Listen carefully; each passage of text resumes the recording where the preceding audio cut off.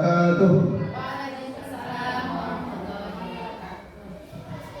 Baik, puji syukur alhamdulillah kita ucapkan atas kehadiran Allah Subhanahu wa taala karena berkalipat rahmat, nikmat yang telah Ia berikan kepada kita sehingga kita masih diberi kekuatan dan kesehatan untuk melaksanakan tugas kita sebagai seorang guru, yang mana tugas kita adalah tugas paling mulia.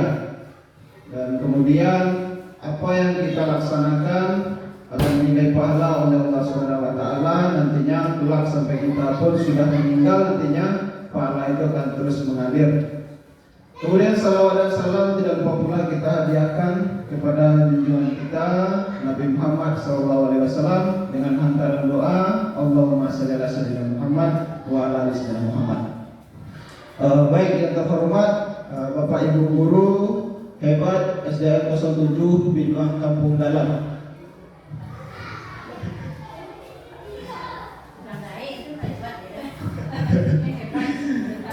Hebat semuanya kok. Baiklah Bapak Ibu, sebelumnya Restu berterima kasih banyak atas kesempatan dari Bapak Ibu untuk meluangkan waktunya dalam kegiatan ini, yang mana kegiatan ini adalah kegiatan aksi nyata dari program pendidikan guru penggerak, yang mana ini terkait dengan modul 1 yaitu budaya positif.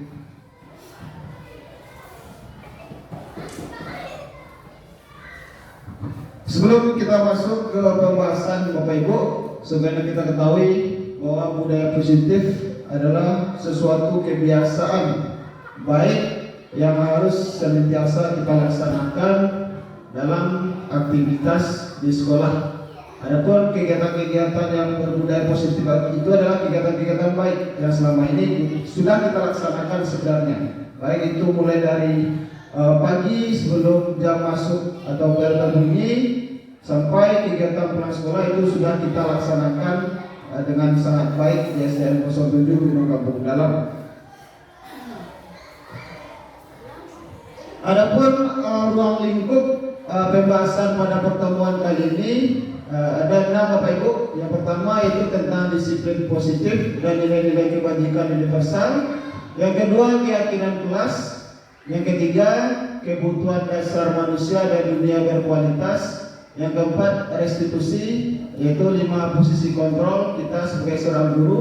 Kemudian restitusi, segitiga restitusi, ini akan kita bahas nantinya. Kemudian teori motivasi, hukuman, dan penghargaan. Sebelum kita masuk, kita dengarkan terlebih dahulu Bapak Ibu arahan dari Ibu Instruktur.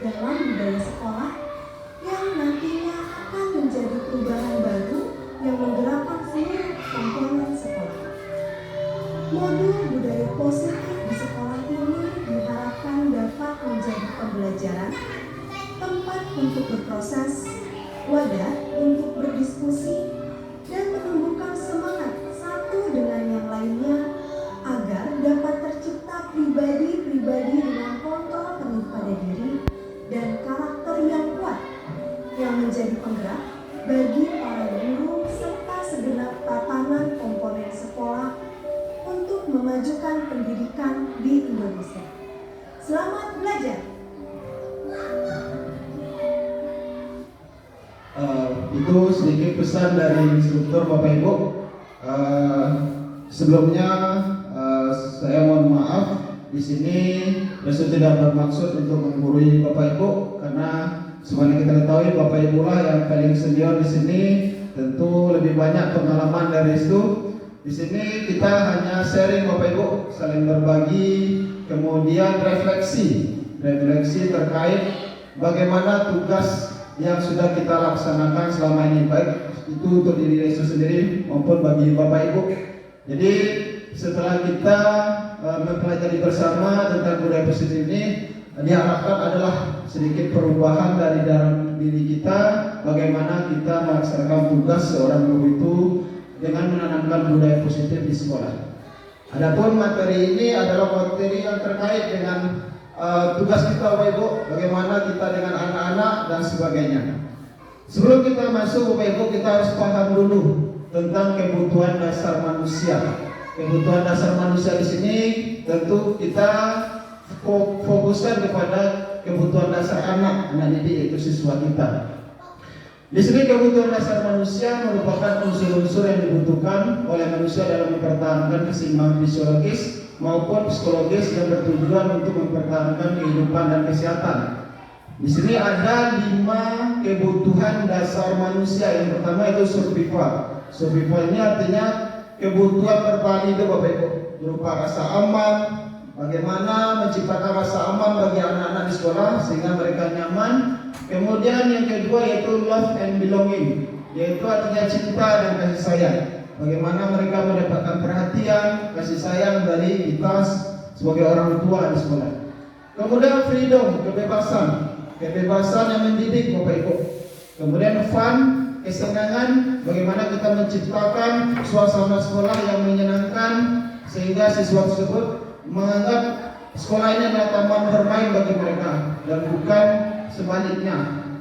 Kemudian power itu adalah kekuatan, bagaimana mereka diberi semacam tugas.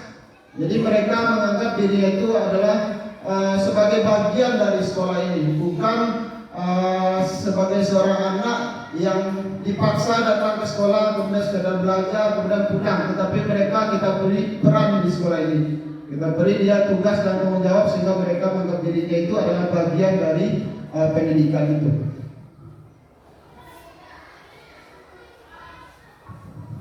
Ini Bapak Ibu salah satu gambar kegiatan pramuka yang kita laksanakan di SDN 07 Bintang Kampung Dalam. Sebagaimana yang sudah kita laksanakan, ini terkait dengan disiplin positif dan nilai-nilai kebajikan universal. Di sini disiplin adalah suatu keadaan tertib di mana orang-orang yang tergabung dalam suatu organisasi tunduk pada peraturan-peraturan yang telah ada dengan rasa senang hati. Dengan senang hati Bapak Ibu, bukan dengan paksaan. Dalam budaya kita, makna kata disiplin dimaknai menjadi suatu yang dilakukan seseorang pada orang lain untuk mendapatkan kepatuhan. Jadi pada hakikatnya disiplin itu dilaksanakan dengan senang hati, bukan dengan paksaan. Ini sebagai miskonsepsi yang telah terjadi di lingkungan kita Bapak Ibu, bahwasanya disiplin itu kita anggap sebagai sesuatu yang sifatnya sangat memaksa. Akan tetapi di sini yang sebenarnya disiplin itu adalah sesuatu yang dilakukan dengan rasa senang hati sesuai dengan peraturan atau tata tertib yang sudah kita sepakati bersama. Ada banyak sekali contoh kasus di sekolah kita Bapak Ibu terkait dengan disiplin itu sendiri, baik itu disiplin terlambat, kemudian siswa tidak mengerjakan tugas dan segala macamnya. Di sini ada sebuah pertanyaan, tindakan apa yang biasanya dilakukan oleh seorang guru untuk mengontrol siswa agar disiplin di sekolah? Kita contohkan saja siswa yang tidak membuat PR. Ada 3 alternatif pilihan yang biasanya kita laksanakan. Akan tetapi biasanya itu yang terlaksana 2, yaitu hukuman dan konsekuensi. Dan restitusi ini sangat jarang sekali kita laksanakan karena mungkin kurangnya pengetahuan dari kita atau memang belum maksimalnya tugas kita selama ini. Kita bahas satu persatu Bapak Ibu.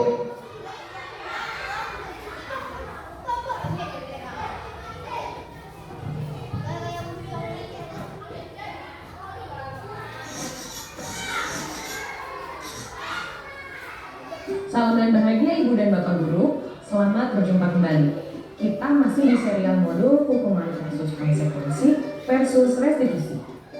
Kali ini kita akan belajar mengenai konsep hukuman dalam penerapan disiplin positif di sekolah.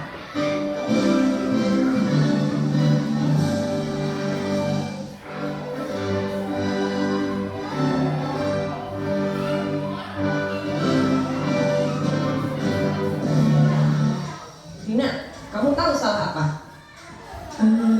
Iya Bu, maaf, tapi saya ketinggalan. Ketinggalan terus. Lain kali dibawa topinya supaya kamu nggak kepanasan. Sudah sana, berdiri di lapangan. Hormat di bawah tiang bendera selama 15 menit.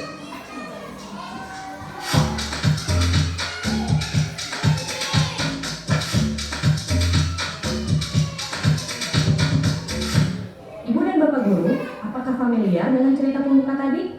Dalam proses pendidikan, sekolah yang kita alami, kita mungkin pernah mendapatkan hukuman seperti yang dialami Ria. Saat ibu dan bapak mendapatkan hukuman, apa yang paling diingat?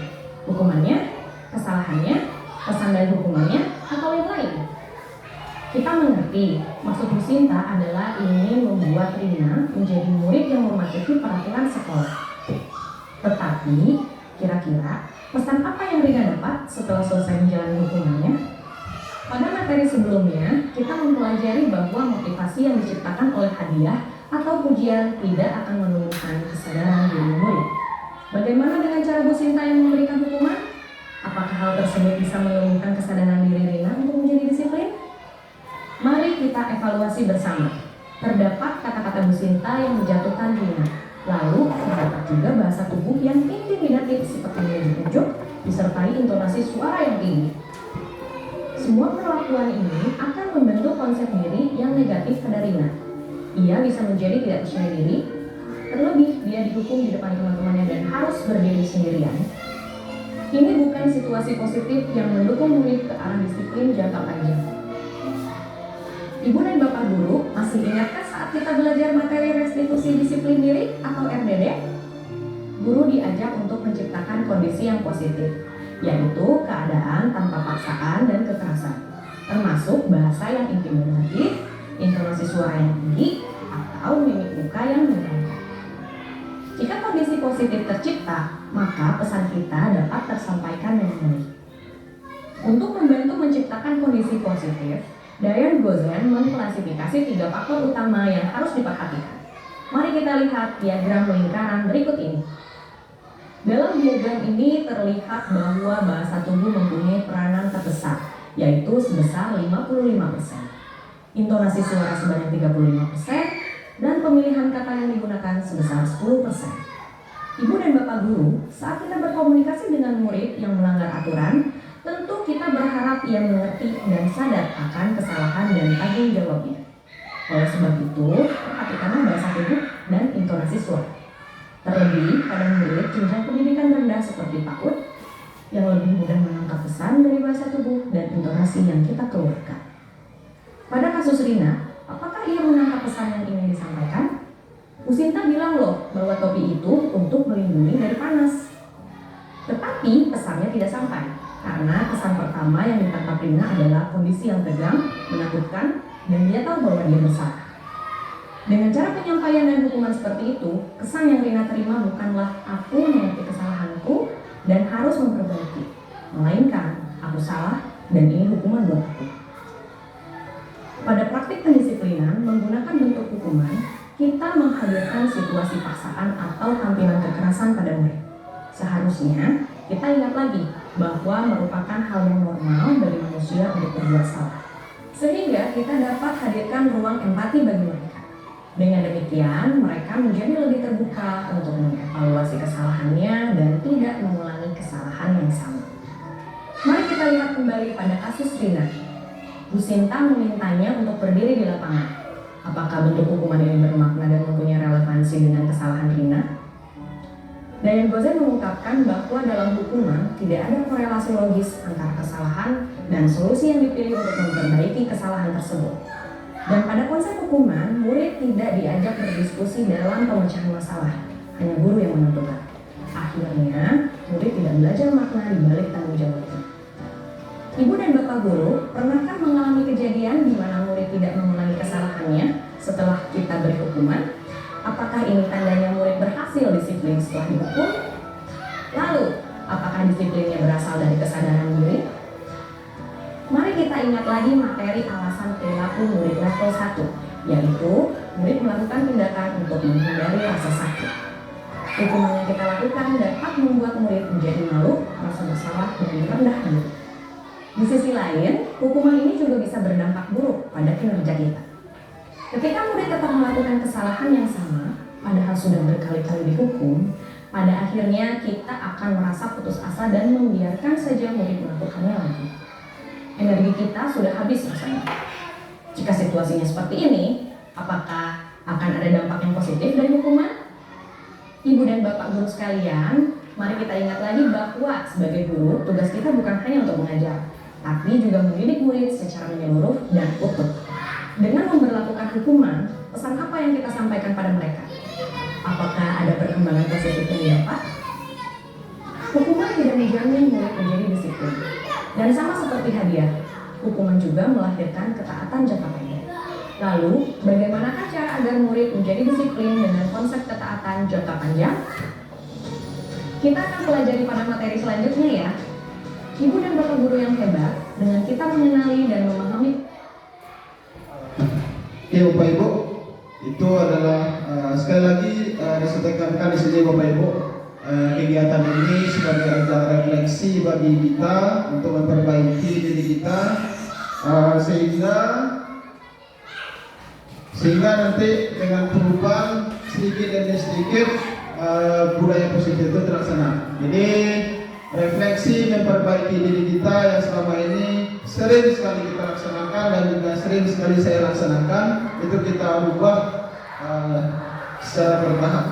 Kemudian ada alternatif yang kedua Bapak Ibu, bagaimana mendisiplinkan siswa, yaitu konsekuensi.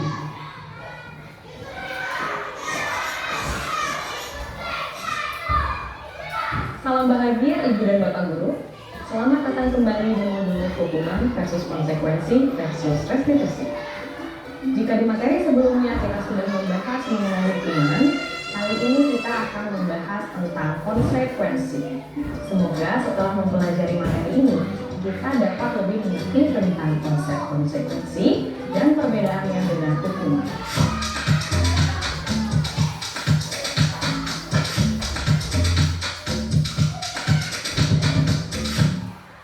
Pada saat kita sekolah dahulu, pernahkah ibu dan bapak guru mendapat konsekuensi? Misalnya, jika merusak sarana dan prasarana sekolah, maka diskors untuk beberapa waktu. Atau, jika tidak mengerjakan PR, kita harus menyalin PR tersebut sebanyak 2 kali. Sekarang, kalau kita berefleksi dan mengingat itu semua, apa benar ya yang kita alami dulu merupakan bentuk konsekuensi? Ibu dan bapak guru, konsekuensi erat kaitannya dengan akibat yang akan kita terima dari suatu perbuatan. Kita diajarkan untuk bertanggung jawab atas perbuatan kita sesuai dengan peraturan. Dayan Gozen menerangkan bahwa konsekuensi adalah sebuah keadaan di mana terdapat kesepakatan dan bentuk tanggung jawab yang sudah bisa diprediksi oleh murid dan guru. Jadi, jika murid melakukan kesalahan, mereka bertanggung jawab sesuai dengan kesepakatan atau aturan yang berlaku. Murid dapat berkontribusi membuat kesepakatan atau aturan kelas bersama-sama dengan guru. Adanya kesepakatan inilah yang membuat konsekuensi berbeda dengan hukuman. Saat terjadi kesalahan, murid dan guru bisa memprediksi dan melakukan sanksinya sesuai aturan. Ini berbeda dengan hukuman yang sanksinya tidak bisa diprediksi, karena gurunya lah yang menentukan. Bagaimana dengan relevansi antara bentuk sanksi dan kesalahannya? Kita sudah belajar bahwa pada hukuman tidak ada korelasi logis antara kesalahan dan solusi. Bagaimana dengan konsekuensi?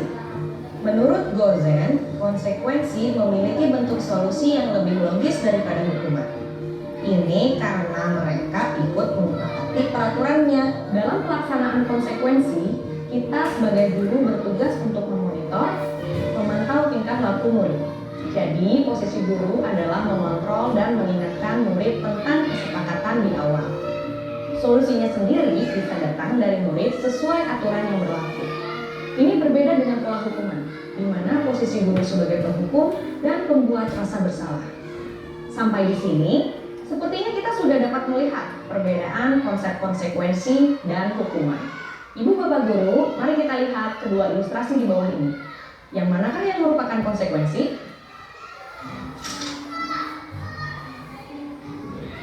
Ibu, haus nih. Anak-anak, selesai mengerjakan halaman 50, lanjutkan sampai halaman 56 ya. Baik, Pak. Nah, Haska, jadi basah kami tas aku. Sudah. Haska, ayo jika salah, apa yang harus dilakukan? Ayo minta maaf. Pada ilustrasi ini, saat Haska menumpahkan botolnya, siapakah yang memilihkan solusinya? Pak Santo atau Haska? Apakah Haska belajar untuk memperbaiki kesalahannya? Pak Santolah yang memilihkan solusi untuk memperbaiki keadaannya, yaitu dengan minta maaf. Haska tidak dilibatkan, Haska semakin tidak mengerti akan kesalahannya. Ibu dan bapak guru, kira-kira ini bentuk konsekuensinya bukan ya? Ilustrasi satu ini bukan bentuk konsekuensi. Sepertinya bagi Pak Santo, ucapan minta maaf adalah suatu bentuk konsekuensi. Tetapi, apakah itu menjamin bahwa Haska mengerti kesalahannya dan tidak mengulanginya lagi? Bisa jadi minta maaf hanyalah sekedar ucapan tetapi tidak memperbaiki masalahnya. Tidak ada korelasi yang logis antara menumpahkan air dengan hanya minta maaf. Pagi Haska, mana masker kamu? Oh iya, maaf Pak, saya lupa pakai. Kamu tahu kan apa konsekuensinya jika tidak memakai masker? Ya Pak, belajar sendiri di perpustakaan. Baik, silahkan langsung ke perpustakaan. Pada ilustrasi 2 ini, Pak Santo mengajak Haska untuk mengingat kembali konsekuensi dan Haska menyebutkannya. Apakah ini sudah sesuai dengan bentuk konsekuensi? Sepertinya Haska dan Pak Santo sudah tahu peraturannya bersama. Jika tidak membawa masker, Haska sudah tahu konsekuensinya, yaitu belajar sendiri di perpustakaan. Dia sendirilah yang menyebutkan konsekuensinya. Di sini juga terlihat korelasi yang logis antara kesalahan dan sanksinya. Sepertinya pada ilustrasi kedua ini sudah lebih terlihat bahwa ini merupakan bentuk konsekuensi. Haska mendapatkan sanksi sesuai aturan. Pak Santo berada dalam posisi pemantau kesalahan murid dan mengingatkan bahwa setiap kesalahan mempunyai konsekuensi sesuai kesepakatan. Ibu dan bapak guru sekalian, dengan melihat kedua ilustrasi di atas, kita sudah lebih mengerti akan bentuk konsekuensi. Apakah dari kedua solusi di atas ada yang membuat murid berhasil memperbaiki masalahnya? Jika konsekuensi dilakukan seperti dalam ilustrasi 2, kira-kira motivasi Haska untuk tidak mengulangi kesalahannya kembali apa ya? Apakah karena Haska memang sadar pentingnya masker? Atau karena dia takut dan malas belajar sendiri di perpustakaan? Lalu, di kedua ilustrasi di atas, tidak ada yang mengajak Haska untuk belajar memperbaiki kesalahannya. Kalau begitu, konsekuensi itu sama tidak ya dengan restitusi? Nanti kita bahas lagi di materi berikutnya. Ibu dan bapak guru sekali. Kemudian Bapak Ibu, alternatif yang ketiganya yaitu restitusi. Salam dan bahagia Ibu dan Bapak Guru. Selamat datang kembali di modul hukuman versus konsekuensi versus restitusi. Ibu dan Bapak Guru sekalian, setelah kita sudah belajar konsep hukuman dan konsekuensi, maka kali ini kita akan belajar mengenai restitusi. Diharapkan dengan materi ini kita dapat lebih mengerti perbedaan antara hukuman, konsekuensi, dan restitusi.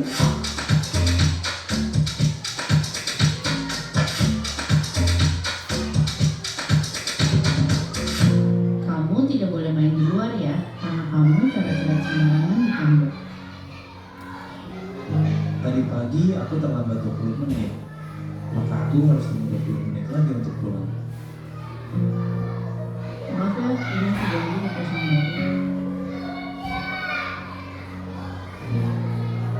Mari kita bermain dulu yuk. Tadi sudah diperlihatkan 3 kasus. Silahkan Ibu dan Bapak Guru pilih ya. Kasus mana yang merupakan konsekuensi, hukuman, dan restitusi. Kalau mau menyiapkan pensil dan kertas juga boleh, dicatat ya. Bagaimana Ibu dan Bapak Guru? Apakah sudah ditentukan? Jawabannya disimpan dulu ya. Sebelum belajar restitusi, ada baiknya kita mengingat kembali alasan dibalik tindakan manusia agar memudahkan kita untuk melakukan proses restitusi. Pernahkah terpikir oleh Ibu dan Bapak Guru jika ada murid melakukan pelanggaran di sekolah tanpa kita menghakimi dulu nih? Kira-kira kenapa ya mereka melakukan hal tersebut? Pada modul restitusi yang lalu, kita sudah belajar mengenai 5 kebutuhan dasar manusia yang diungkapkan oleh Dr. William James. Apakah Ibu dan Bapak Guru ingat? Ada kebutuhan dasar bertahan hidup, cinta dan kasih sayang, penguasaan, kebebasan, dan kesenangan. Setiap tindakan yang kita lakukan merupakan upaya kita untuk memenuhi salah satu kebutuhan dasar yang tadi disebutkan. Dalam upaya tersebut, kita menggunakan berbagai cara. Bisa dengan cara yang positif, bisa juga cara yang negatif, seperti melanggar peraturan. Dengan kata lain, manusia dapat melakukan kesalahan agar bisa memenuhi kebutuhan dasarnya. Hal ini juga bisa terjadi pada murid kita. Yuk kita coba untuk lebih mengerti lagi. Sebenarnya kebutuhan dasar apa sih yang mereka ingin penuhi? Untuk lebih jelasnya, mari kita analisis kasus A, B, dan C berikut ini. Kasus A adalah murid TK mencoret-coret tembok. Jika alasannya karena iseng dan bosan, maka dia mencari kebebasan. Jika jawabannya adalah karena dia senang melakukannya, maka itu adalah kesenangan yang berusaha dipenuhi. Kasus B adalah murid SMP yang datang terlambat 20 menit. Jika alasannya adalah karena dia harus membantu ibunya, maka ia sedang memenuhi kebutuhan hidup. Jika ia mengatakan bahwa ia kesiangan, ibunya tidak membangunkannya, maka ia mungkin sedang berupaya memenuhi cinta dan kasih sayang. Ia ingin diperhatikan oleh gurunya atau ibunya, karena gurunya pasti akan melaporkan hal tersebut pada orang tuanya. Kasus C adalah murid SD yang merobek kertas temannya. Jika alasan sang murid adalah karena kesal pada temannya dan ingin temannya menuruti keinginannya, maka ia sedang memenuhi kebutuhan penguasaan. Dengan mengerti dan membuka diri atas beragamnya kebutuhan dasar manusia, maka kita bisa memberikan ruang kepercayaan dan empati pada setiap kesalahan murid. Ketika kita bisa mengerti kebutuhan apa yang sedang ia ingin penuhi, reaksi kita akan menjadi lebih tenang, tidak menghakimi. Kita bisa berkomunikasi dengan lebih baik kepada murid. Disinilah proses restitusi bisa kita mulai. Dengan memahami kebutuhan dasar manusia, kita menjadi lebih sadar bahwa murid kita sebenarnya adalah manusia, sama seperti kita. Mereka juga bisa salah. Tugas kita adalah membimbing mereka untuk belajar memperbaiki kesalahannya. Pada konsep hukuman dan konsekuensi, kita belum mengajarkan kepada mereka bagaimana memperbaiki kesalahannya. Dalam kedua konsep ini, mereka hanya sekedar menjalankan sanksi. Terkadang kita merasa capek karena banyaknya pekerjaan.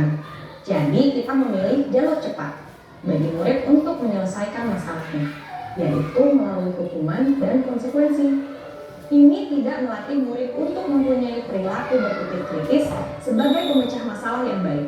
Pada restitusi, kita menanamkan rasa percaya, memberikan ruang refleksi dan diskusi untuk mereka bisa memilih solusi terbaik dalam memperbaiki masalah mereka.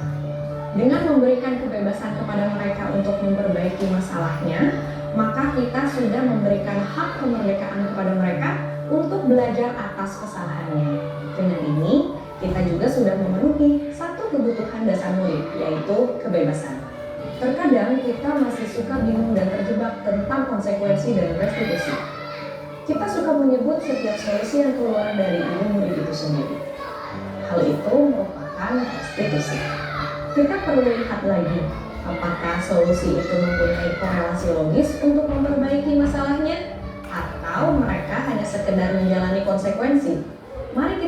kembali melihat kasus A, B, dan C yang Ibu dan Bapak Guru sudah kategorikan. Kita akan lebih jelas melihat perbedaan antara hukuman, konsekuensi, dan restitusi. Pada kasus A, murid mencoret-coret tembok lalu tidak boleh mengikuti sesi bermain. Mari kita analisis, adakah korelasi yang logis antara mencoret tembok dengan tidak dapat sesi bermain? Lalu bagaimana dengan tembok yang kotor? Siapa yang membersihkan? Pada kasus ini, murid hanya menerima hukuman atas tindakan pelanggarannya. Untuk jenjang PAUD, ini bisa membuat murid menjadi trauma, takut, dan mungkin saja jadi benci pada gurunya. Dia akan menganggap sekolah tidak menyenangkan karena sesi bermain telah direnggut darinya. Karena terkadang mereka belum mengerti apakah tindakannya salah atau benar. Mungkin dia di rumah boleh mencoret tembok. Kita perlu berikan waktu dan pengertian lebih kepada mereka untuk memaknai tindakannya benar atau salah. Pada kasus B, murid datang terlambat lalu dia memilih untuk tinggal sesuai jumlah waktu keterlambatannya. Jika tidak ada proses diskusi tentang mengapa dia terlambat dan bagaimana dia bisa mengatasinya agar besok bisa tepat waktu, maka ini adalah bentuk konsekuensi. Meskipun murid memilih sendiri solusinya, tapi tidak ada perbaikan akan masalah keterlambatannya. Ajaklah murid untuk mengidentifikasi masalah keterlambatannya. Tanyakan pada mereka apa yang bisa dilakukan untuk mengatasi masalah tersebut. Pada kasus C, murid merobek kertas temannya. Ia meminta maaf dan memilih untuk mengganti kertas tersebut. Dengan meminta maaf, maka ia sudah mengerti bahwa ia berbuat salah. Tentu kita harus pastikan bahwa meminta maaf memang pilihannya, bukan karena paksaan orang lain. Lalu, dengan ia mengganti kertas temannya yang robek, kita bisa melihat usahanya untuk bertanggung jawab, memperbaiki kesalahannya. Sepertinya di sini murid sudah mengerti bahwa kesalahannya itu harus diperbaiki dan bukan hanya selesai dengan minta maaf. Jika solusi ini adalah atas usul murid sendiri, maka restitusi sudah terjadi. Dampak kedepannya murid akan memiliki disiplin diri. Dia mengerti bahwa merobek kertas temannya adalah salah. Dia tidak akan mengulangi. Bukan karena dia takut atau mau hadiah dari gurunya, tapi karena dia tahu ini adalah hal yang benar untuk dilakukan. Bagaimana Ibu dan Bapak Guru? Apakah jawabannya benar semua? Jika belum, tidak perlu khawatir, karena dalam memahami dan menerapkan restitusi, prosesnya memakan waktu yang tidak sebentar. Teruslah berusaha membuka diri untuk melihat perspektif lain dari kasus pelanggaran murid, yaitu dengan mengerti dulu kebutuhan dasar manusia. Ini akan sangat membantu. Meskipun prosesnya terlihat panjang atau mungkin kita juga bingung bagaimana dan dari mana memulainya, tetapi restitusi mempunyai dampak positif yang panjang bagi perkembangan murid. Lalu, apa saja ya tantangan dan bagaimana cara kita memulai restitusi di kelas? Kita akan bahas pada materi selanjutnya ya. Ibu dan Oke Bapak Ibu, jadi yang biasanya kita laksanakan di sekolah itu adalah hukuman dan konsekuensi. Itu Ibu. Nah, biasanya hukuman dan konsekuensi.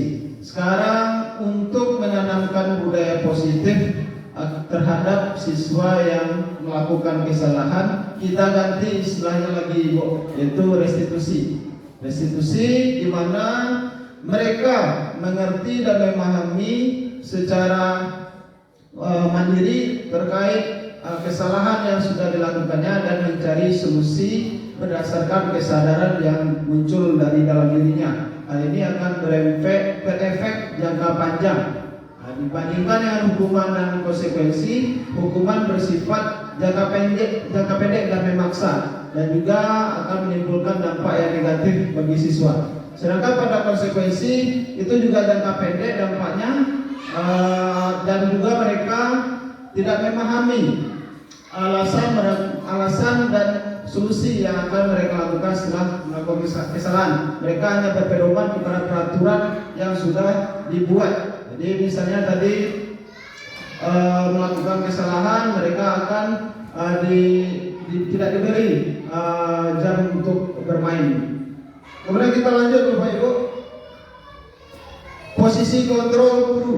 Di sini kita memiliki 5 posisi kontrol sebagai seorang guru, Bapak Ibu. Mungkin bisa kita refleksi bersama, Bapak Ibu. Yang nomor berapa yang sering kita laksanakan? Posisi yang nomor berapa yang sering kita lakukan? Yang pertama yaitu sebagai penghukum. Yang kedua, pembuat orang merasa bersalah. Yang ketiga, sebagai teman. Yang keempat, monitor atau pemantau. Dan yang kelima, sebagai manajer. Tentu dari pertanyaan itu tadi hanya Bapak Ibu sendiri yang bisa menjawab di posisi mana Ibu memposisikan diri Ibu di sekolah biasanya.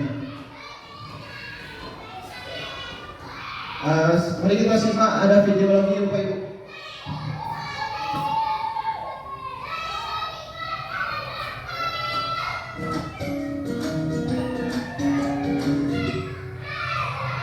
Salam bahagia Ibu dan Bapak guru hebat.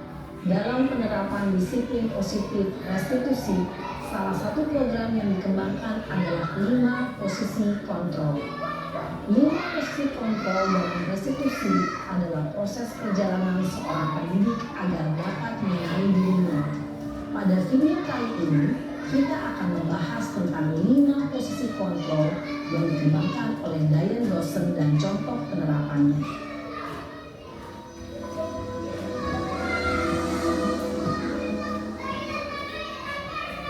5 posisi kontrol itu adalah 1. Posisi penghukum.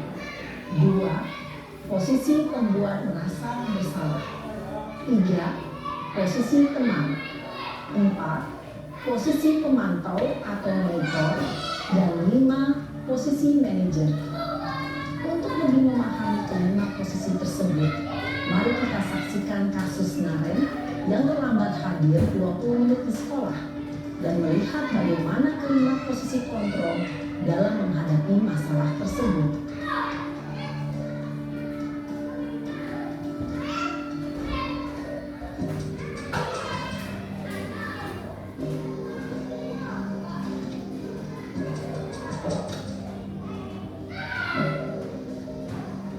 Naren, sini kamu. Selamat pagi Bu. Selalu terlambat. Kamu deh, pasti terlambat. Maaf Bu, saya Apa? Apa coba? Alasan kamu apa lagi? Kapan sih kamu tidak terlambat? Malas sekali ya kamu jadi anak. saya Dasar pemalas. Gak kapok-kapok sih kamu. Sudah berapa kali terlambat? Sana, kamu keliling lapangan basket 2 kali. kenapa saya harus ke lapangan basket Bu? Kenapa? Kamu melawan ibu. Berani-beraninya jawab. Sudah terlambat, masih berani jawab pula. Sekarang, keliling lapangan basket 5 kali sekalian. Biar kapok. Cepat. Pergi sana ke lapangan basket. Posisi penghukum biasanya berbicara dengan nada tinggi, menghabis, menunjuk-nunjuk, menyakiti, dan menyindir. Hukuman bisa berupa fisik maupun psikis. Ibu dan Bapak guru hebat.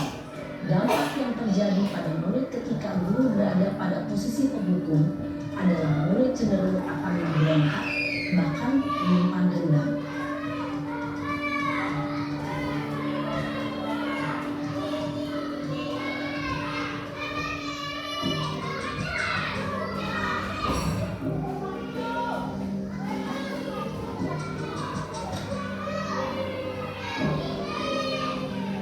Naren!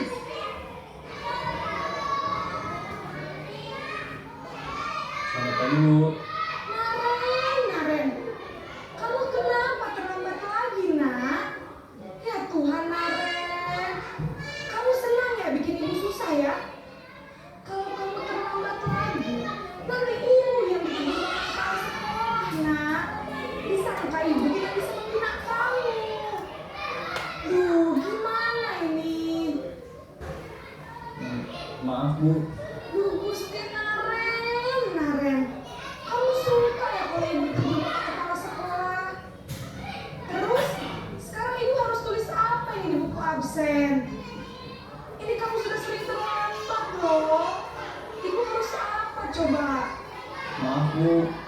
Maaf sekali.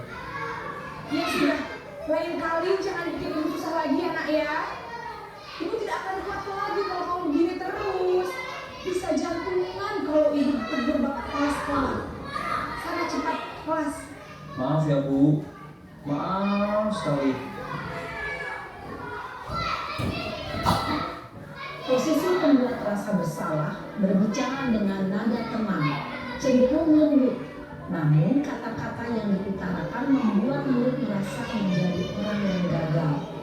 Memandang buruk dirinya sendiri, merasa tidak berharga, dan tidak sanggup membahagiakan orang lain. Ketika guru mengambil posisi pembuat rasa bersalah, murid akan menganggap dirinya yang bersalah dan ia akan menyimpan emosi negatif tersebut di dalam dirinya.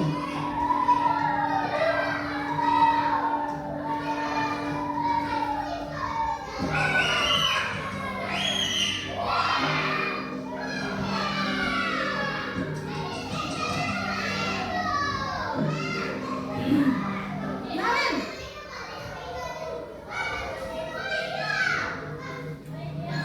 Selamat pagi Bu. wah sudah jam berapa ini nak? Terlambat lagi ya sayang. Iya Bu. Habis guru saya lupa bangunkan saya Bu. Kamu malah menyalahkan ibu kamu. Kamu bukan anak yang larinya paling kencang. Kok terlambat sih? Iya Bu. Saya memang terlambat bangun tadi. Jadi biarpun saya lari kencang, tetap nggak kejar Bu. Ya sudah sana, nanti lain kali larinya lebih kencang lagi ya. Biar gak terlambat lagi. Bikin seneng ibu, demi ibu. Bisa kan? Bisa lah Bu. Ya sudah sana masuk kelas. Ibu beresin urusan absen kamu. Kamu ini ada-ada saja.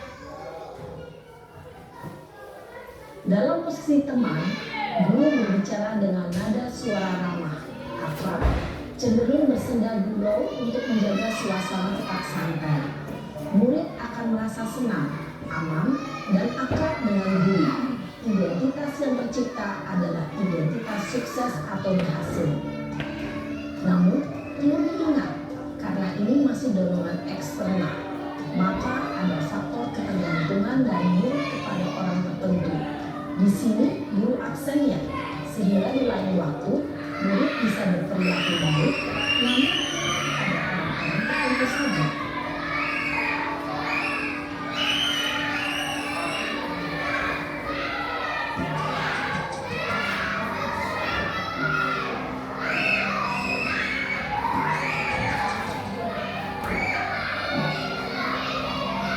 Naren,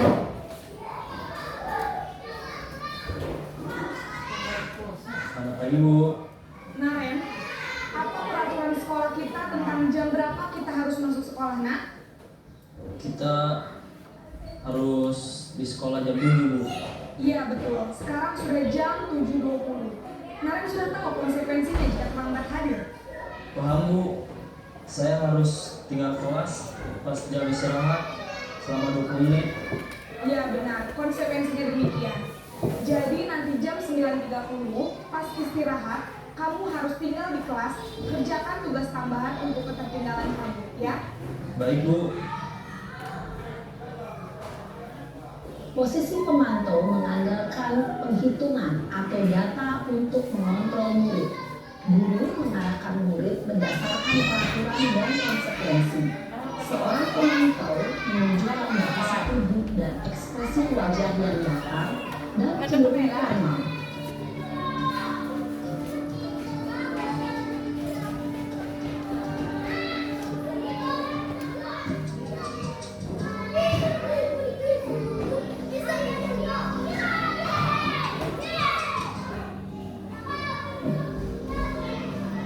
Naren,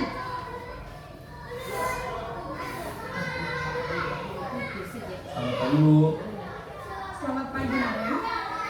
Maaf Bu, saya terlambat. Iya, sekolah masuknya jam 7, sekarang sudah jam 7.20. Jadi sekarang bagaimana ini Naren?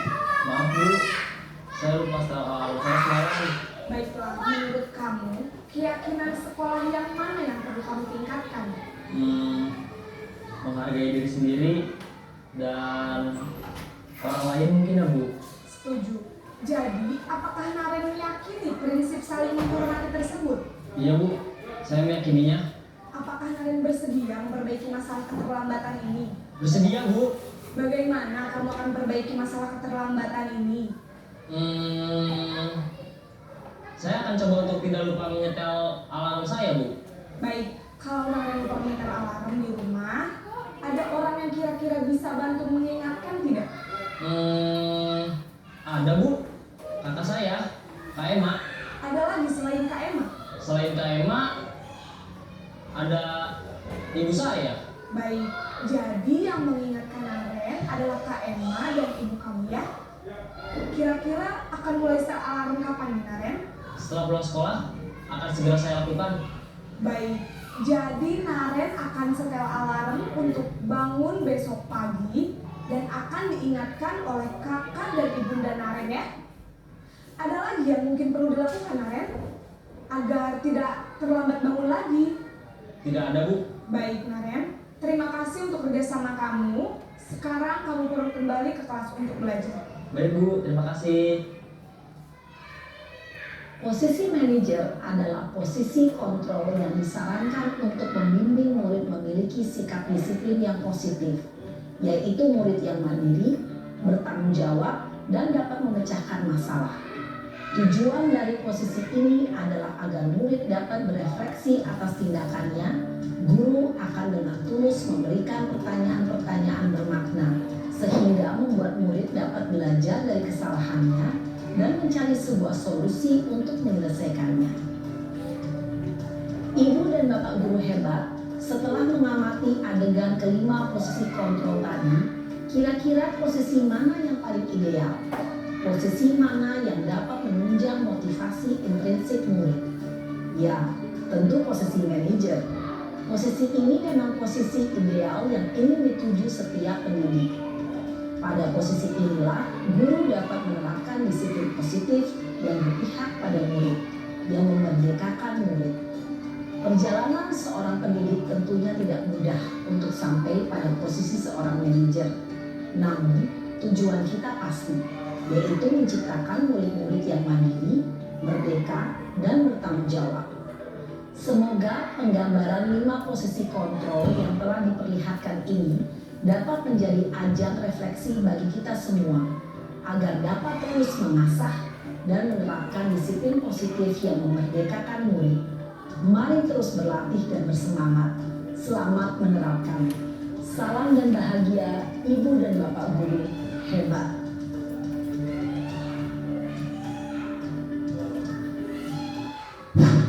Baik, jelas ya Ibu bahwasanya ada 5 posisi kontrol yang sering dilaksanakan itu di sekolah, dan kelimanya sudah kita lihat bersama. Tadi perbedaannya dan kesimpulannya adalah posisi kontrol yang paling baik yang kita laksanakan itu adalah sebagai seorang manajer.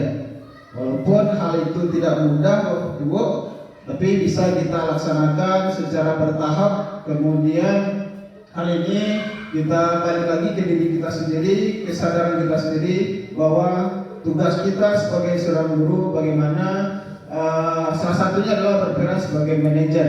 Artinya setiap kesalahan yang dilakukan oleh murid, mereka menyadarinya dengan sepenuh hati, kemudian kita bantu mereka untuk memecahkan masalah atau mencari solusi dari kesalahan yang telah mereka lakukan. Lanjut Ibu, ini nilai-nilai kebajikan universal. Ini tujuan akhir dari disiplin positif yang sudah kita bahas tadi, Ibu. Adapun tujuan akhirnya yaitu berupa nilai-nilai kebajikan universal, meliputi hal-hal seperti keadilan, tanggung jawab, kejujuran, bersyukur, lurus hati, berprinsip, integritas, kasih sayang, rajin, komitmen, percaya diri, kesabaran, dan masih banyak lagi nilai-nilai kebajikan universal yang menjadi tujuan akhir dari budaya positif itu sendiri. Mudah-mudahan itu tercapai dan bisa kita laksanakan. Adapun sekarang pelaksanaannya lagi Ibu. Ini kita berpedoman kepada segitiga restitusi. Segitiga restitusi ini adalah tahapan-tahapan dalam melaksanakan restitusi itu sendiri. Bagaimana kita memunculkan kesadaran dalam diri anak bahwa hal yang dilakukan itu salah, kemudian solusi itu muncul dari diri dia sendiri. Jadi kita sebagai manajer membantu mereka mencari solusi yang munculnya dari diri mereka sendiri. Yaitu ada 3, ada validasi tindakan yang salah, kemudian menanyakan keyakinan kelas dan menstabilkan identitas. Ini ada video satu lagi, Ibu, lebih jelasnya.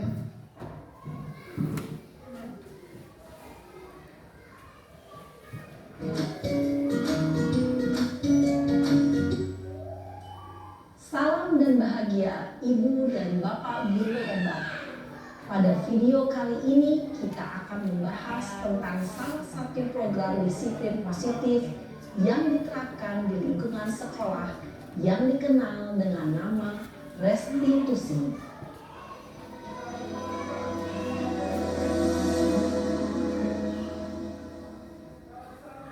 Restitusi dikembangkan oleh pakar pendidikan Diane Gosson berlandaskan pada teori kontrol Dr. William Glasser. Segitiga restitusi adalah suatu proses dialog yang dijalankan oleh guru atau orang tua agar dapat menghasilkan murid yang mandiri dan bertanggung jawab.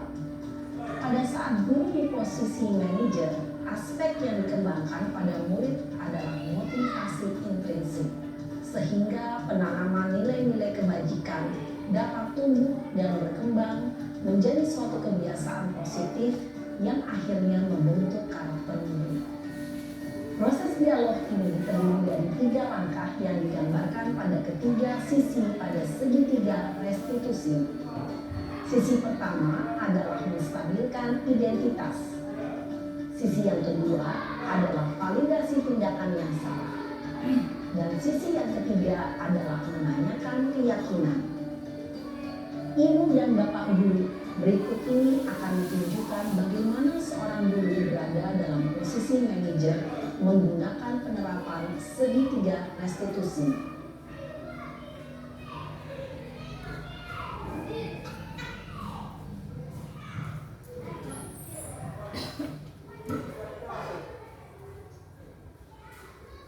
Siang Sarah. Siang Pak. Sudah lama nggak ketemu Sarah? Kenapa hari ini di sini? Kesel Pak, kesel banget. Masa aku dikatain tukang fitnah Pak? Ya aku marah lah. Aku balik ngatain Eka di depan kelas. Kesel banget. Oh begitu. Ya pasti kamu marah dan kesal. Bapak juga akan marah apabila ada yang menuduh Bapak seperti itu. Kemudian pada saat itu kamu mau melakukan apa? Ya saya langsung ngatain Eka lah Pak. Kesel banget. Saya bentak-bentak dia depan teman-teman lain. Oh begitu. Pasti kamu melakukan seperti itu karena suatu alasan tertentu kan? Iyalah, masa saya diam saja Pak? Ya saya bela diri lah. Masa saya dituduh tukang fitnah? Ya wajar lah. Mempertahankan harga diri itu sesuatu yang penting buat kamu. Untung kamu tidak bertindak lebih gegabah lagi. Hanya membentak-bentak. Iya Pak. Untung saya masih bersabar dan hanya membentak saja. Udah gemes padahal. Saya pasti bela diri lah. Ya pasti ya. Tapi kamu memilih untuk tetap bertahan dan bersabar. Kamu memilih untuk tidak berbuat lebih parah lagi kan? Iya. Nah, sekarang coba kita lihat lagi tindakan kamu yang bentak-bentak Eka di kelas. Tindakan kamu itu kira-kira sesuai dengan keyakinan kelas atau prinsip kamu tidak?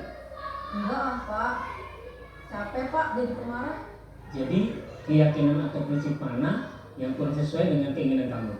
Ya, saya sebenarnya sangat menghargai orang lain. Mungkin saat itu saya menjadi emosi, jadi tidak menunjukkan sikap itu. Kamu meyakini tidak? Menghargai orang lain itu penting buat kamu. Yakinlah Pak. Iya, setuju. Kita harus saling menghargai. Namun, ada juga keyakinan yang kita sepakati yang perlu kita jalankan apabila kita sedang marah, bukan? Ya, saya bisa lebih proaktif, mulai dengan diri sendiri. Saya bisa jadi lebih sabar, mengambil jeda untuk berpikir mau apa selanjutnya. Kira-kira kamu bersedia memperbaiki masalah ini tidak? Bersedia, Pak. Kalau kamu memperbaiki masalah ini, kamu akan menjadi orang seperti apa? Saya akan menjadi orang yang bertanggung jawab kali ya, Pak. Dan senantiasa proaktif. Iya, menurut kamu bagaimana rasanya menjadi orang seperti itu? Ya nyaman lah. Bangga bisa bersabar dan menahan diri. Baiklah kalau begitu. Yuk kita pikirkan bagaimana memperbaiki masalah ini.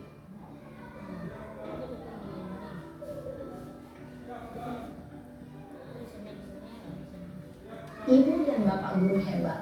Baru saja kita menyaksikan contoh bagaimana seorang guru berada dalam posisi manajer menggunakan penerapan segitiga restitusi. Mari kita bahas satu persatu. Pada sisi pertama, menstabilkan identitas berdasarkan pada prinsip bahwa membuat kesalahan adalah bagian dari proses pembelajaran. Sisi pertama dari segitiga ini berperan menggeser identitas murid dari identitas gagal ke identitas sukses. Murid yang sedang bertingkah laku yang tidak pantas atau menarik diri saat itu sedang mengalami identitas gagal. Bila kita mengkritiknya, maka posisinya tidak akan berubah. Kita bisa mengajukan pernyataan-pernyataan ini. 1. Membuat kesalahan sesuatu yang wajar. 2. Manusia tidak ada yang sempurna. 3. Kita bisa memperbaiki masalah ini. 4. Saya tidak menanyakan kesalahannya. Saya lebih fokus bagaimana memperbaiki masalah ini. 5. Apakah saat ini kamu telah menjadi orang yang baik untuk dirimu sendiri? Pada sisi kedua, validasi tindakan yang salah berlandaskan pada prinsip bahwa setiap perilaku berupaya memenuhi suatu kebutuhan tertentu.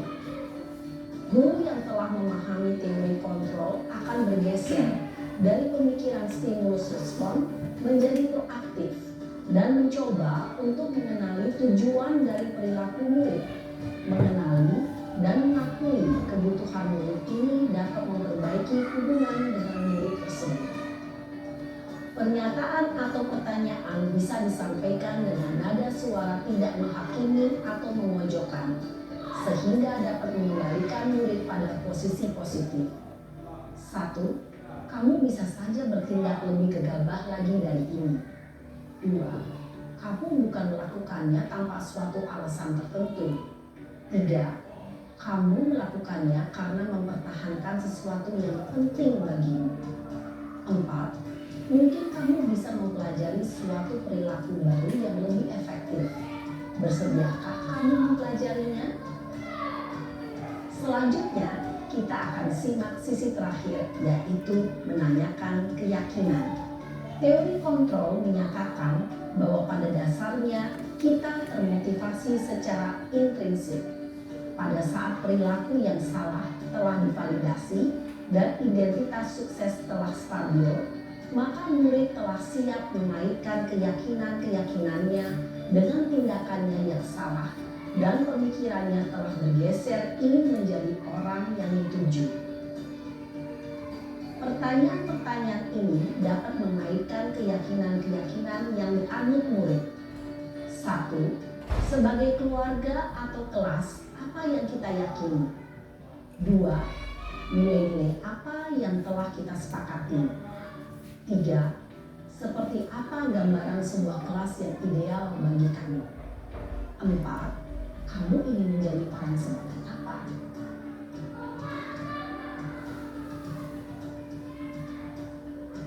Dalam menerapkan segitiga restitusi, perlu diperhatikan beberapa hal, yaitu 1. Perilaku yang salah perlu dikaitkan dengan nilai-nilai atau keyakinan-keyakinan yang telah disepakati atau dituju.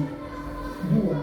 Kesediaan orang yang melakukan kesalahan untuk memperbaiki masalah.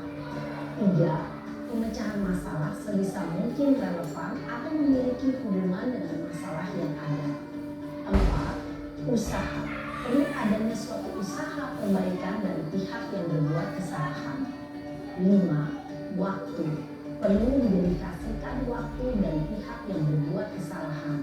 Tanyakan kapan akan mulai dilakukan usaha untuk memperbaiki masalah. Dengan memahami struktur penerapan segitiga restitusi, diharapkan guru dapat menerapkan posisinya sebagai manajer dengan mengajukan pertanyaan-pertanyaan bermakna yang dapat membuat murid menjadi lebih percaya diri, bertanggung jawab, dan mandiri. Nah, Ibu Bapak Guru perlu tidaknya mengikuti ketiga tahapan dalam segitiga restitusi bergantung pada ringan beratnya suatu permasalahan. Misalnya, bila permasalahan tersebut ringan, maka tidak perlu dijalankan secara berurutan. Bahkan bisa semudah menanyakan apa keyakinan yang kita sepakati. Dengan menjalankan segitiga restitusi, dengan mengajukan pertanyaan-pertanyaan bermakna, diharapkan murid menjadi lebih kuat secara pribadi, dapat membuka wawasan murid agar dapat menyelesaikan permasalahannya sendiri, semakin percaya diri, mandiri, dan merdeka. Salam yang bahagia, Ibu Bapak Guru hebat.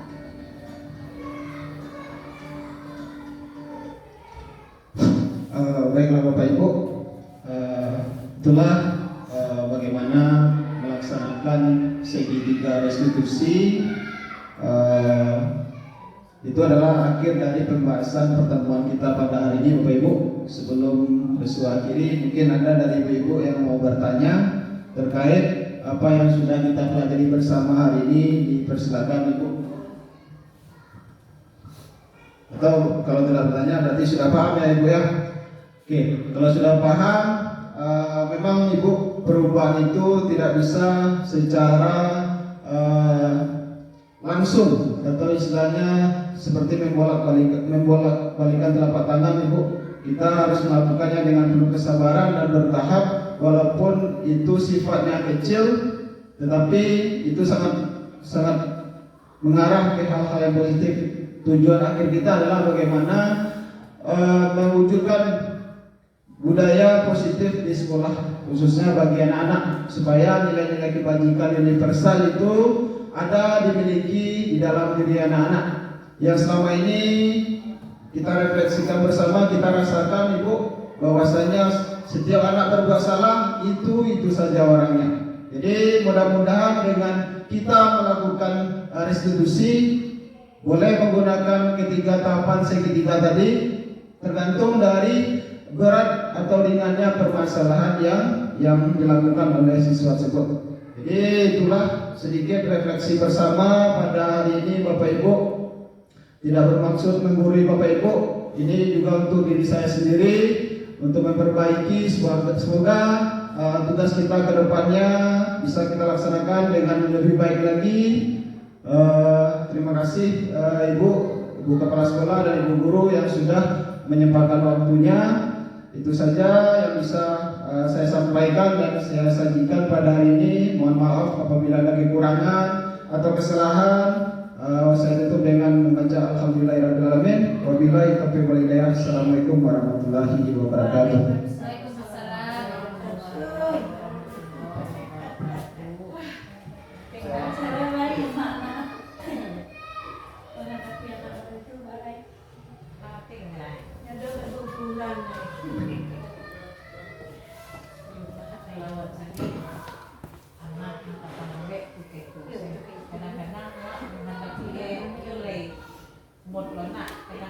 Kadang awak lapo yang kecil tadi itu sebenarnya awak sudah putus asa lain Tuhan jadi lain awak sudah besar kecil tadi kan. Sosialisasi dari Pak Restu sangat baik, baju rencana-rencana, tapi sayang oleh meja anak baru. Iya betul. Sebab inyo tadi candi, teko kan Restu tayangkan kan. Jadi tadi bapo dong. Harus lihat meja.